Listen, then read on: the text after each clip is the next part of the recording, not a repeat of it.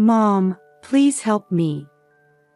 My daughter, who had just gotten married 3 months ago, suddenly showed up at my doorstep in the middle of the night. What on earth happened? When I saw her, her face was swollen and covered in bruises. I was speechless at the sight of my daughter's changed appearance.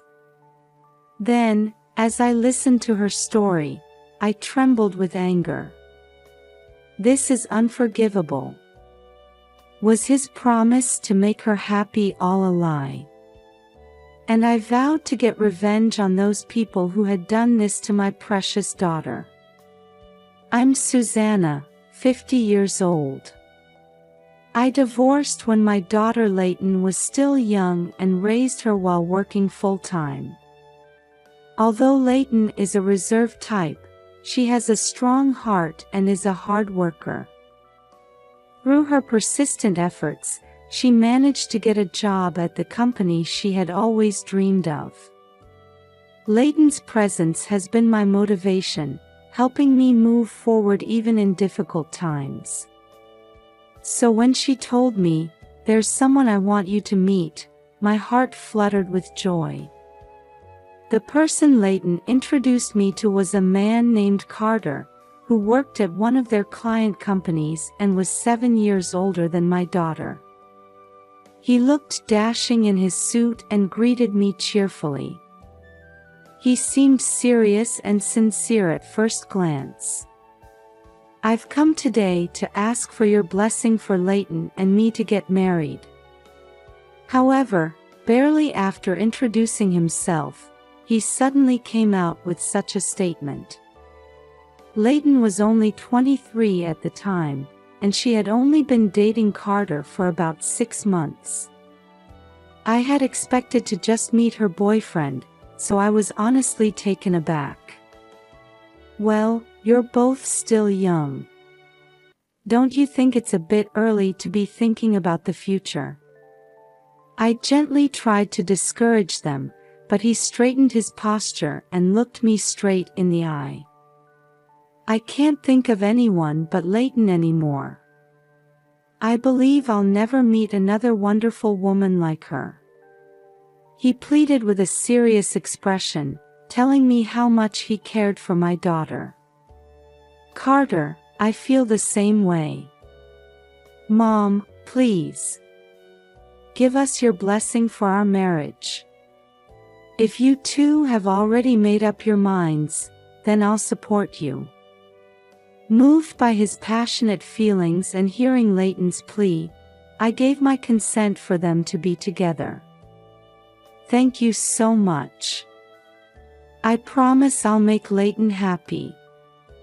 As I watched my daughter and him gazing at each other happily, I couldn't help but smile too.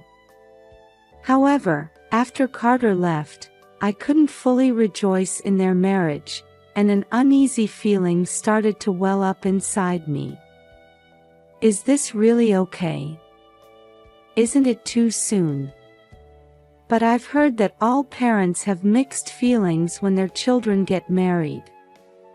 To be honest, I had thought my daughter's marriage was still far off, so I probably just wasn't mentally prepared. They looked so happy together. It'll be fine. After that, we met Carter's parents, and things progressed smoothly towards the wedding.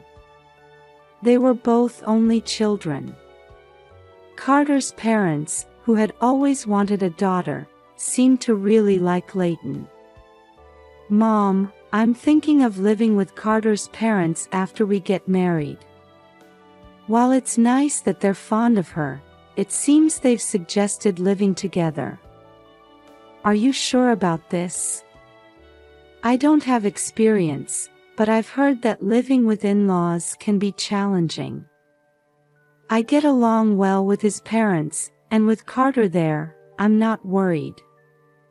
"Well, I'm sure you can handle it."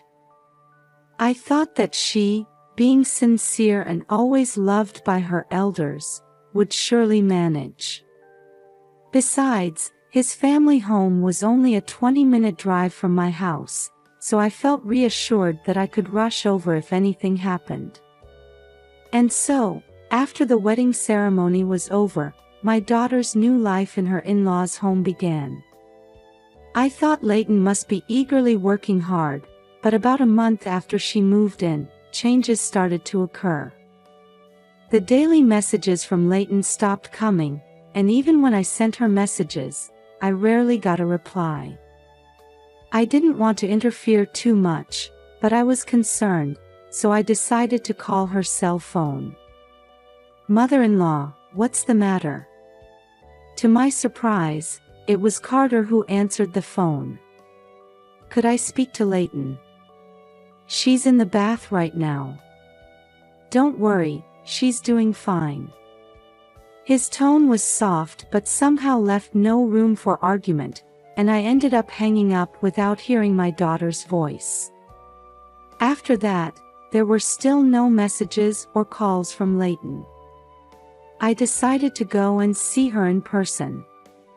Carter's mother had told me to come visit anytime, so I went to Carter's family home on the weekend.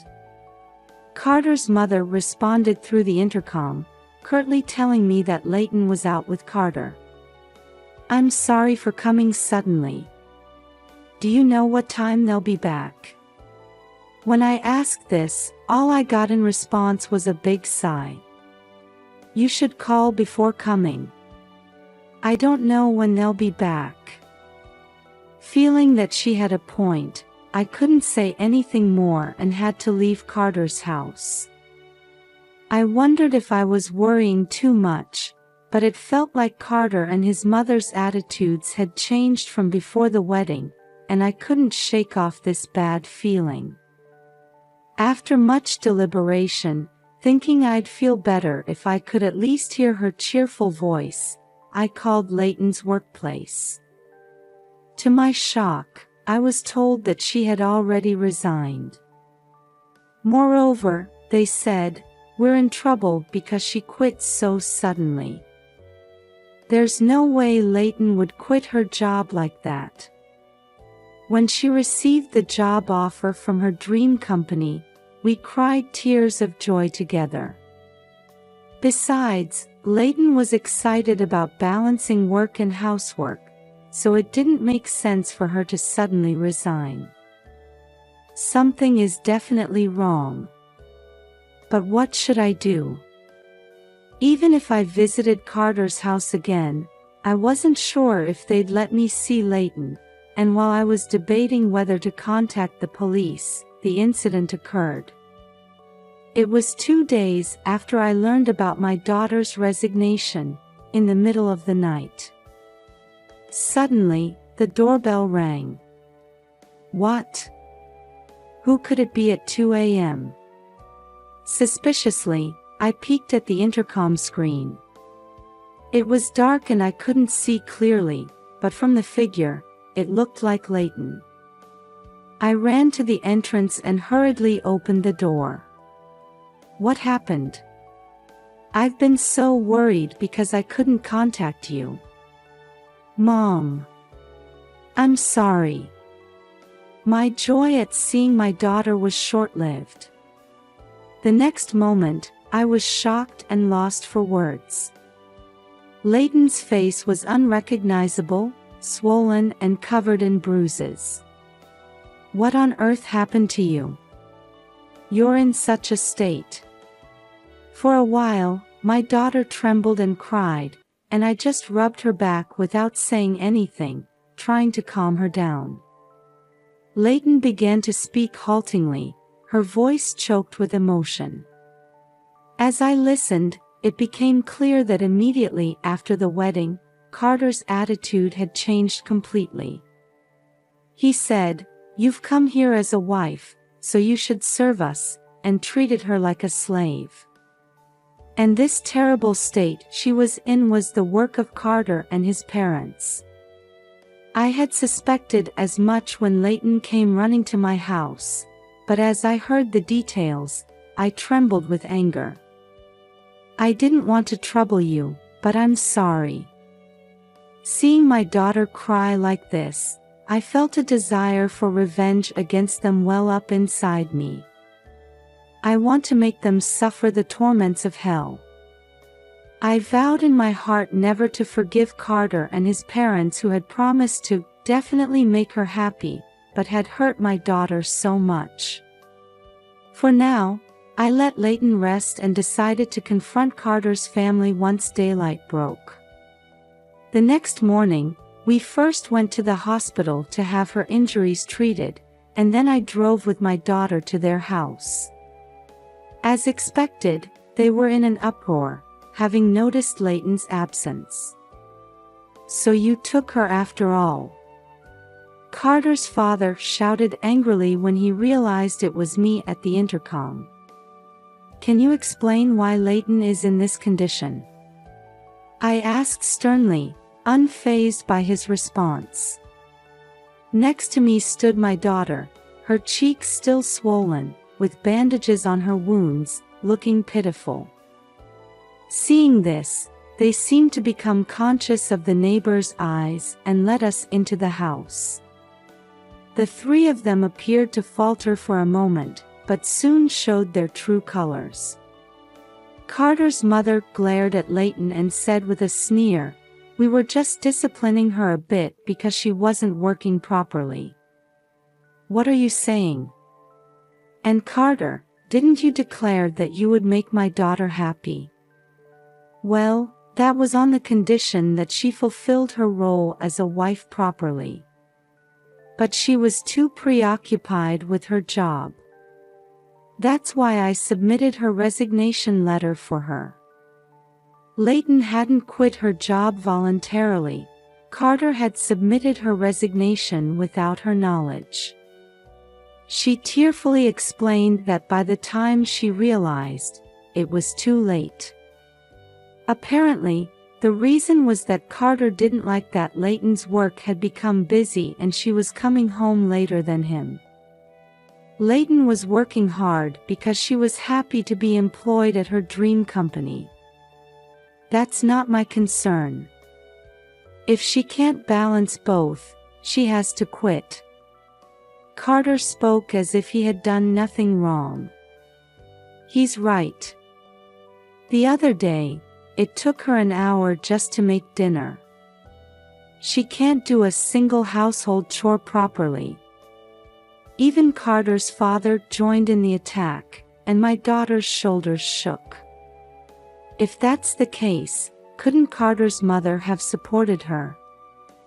However, Carter's mother crossed her arms and said in a strong tone, "When I came here as a bride, I was made to do everything and told to learn through experience." That's right.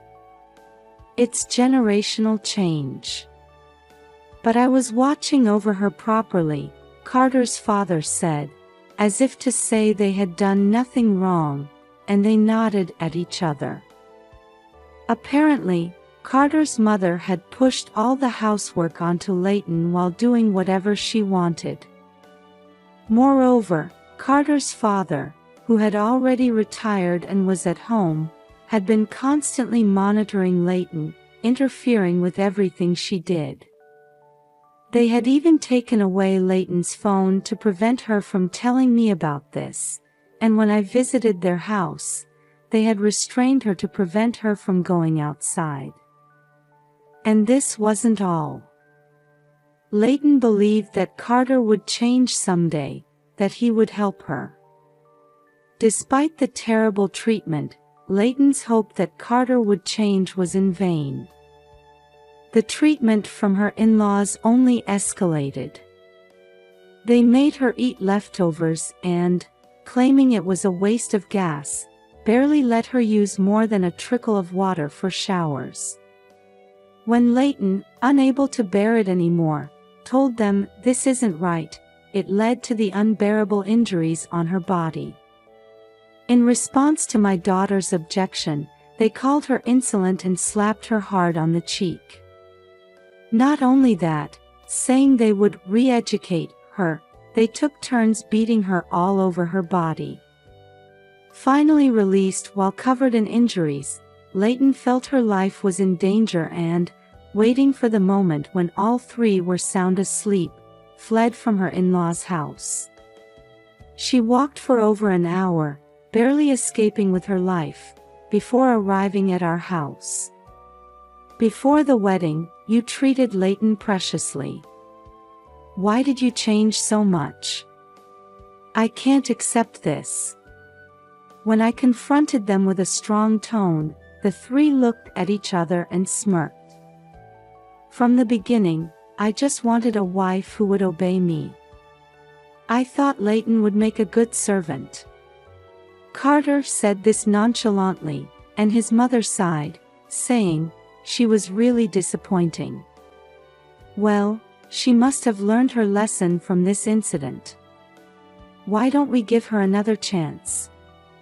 At this unbelievable suggestion from Carter's father, they looked at each other and burst into laughter. That's enough. I can't forgive this anymore.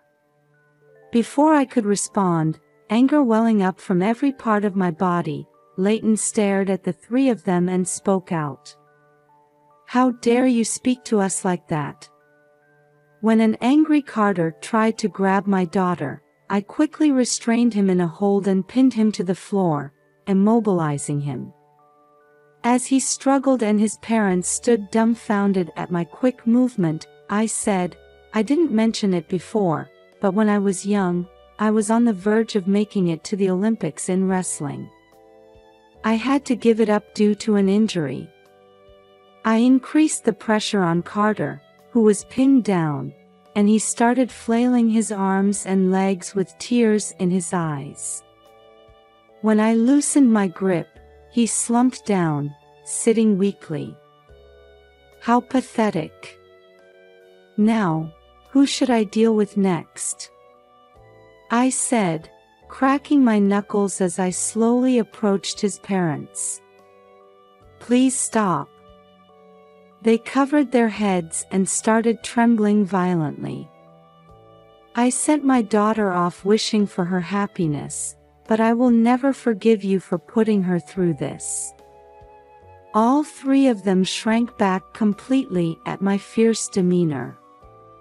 Carter, please divorce me, Leighton said, following my lead, and presented the divorce papers in front of Carter. What are you talking about? I absolutely won't divorce you. He refused, his face turning red. This morning, I took my daughter to the hospital and got a medical certificate for her injuries, and I've also filed a police report. We have no fault in this, so we'll fight this to the end. I told them slowly, looking at each of the three in turn. Then, this time sweating profusely from their foreheads, they started panicking, crying out things like, please stop, and, what about our reputation? I want to divorce as soon as possible, Leighton said, looking at them with disgust. I look forward to seeing what happens to you now. You'd better regret what you've done. We gathered Leighton's belongings and headed for the entrance. Wait! We heard Carter's pitiful voice behind us, but Leighton and I left her in-laws' house without looking back. After that, the divorce was successfully finalized, and Leighton claimed $20,000 in compensation from Carter. The police report was also accepted, and the three of them were questioned by the police. Although they were released soon after, I heard that the police also came to their house to inspect the scene, which became a topic of gossip in the neighborhood, and they were now being looked at with suspicion. When Leighton told her former colleagues about the mistreatment she received from Carter, the news spread to his company, which was their client, and Carter was removed from the fast track to promotion. Meanwhile, Leighton slowly healed her mental and physical wounds at our home and then started moving forward to find a new workplace. My life is still far from over too. In fact, I've started training because I want to get involved with wrestling again,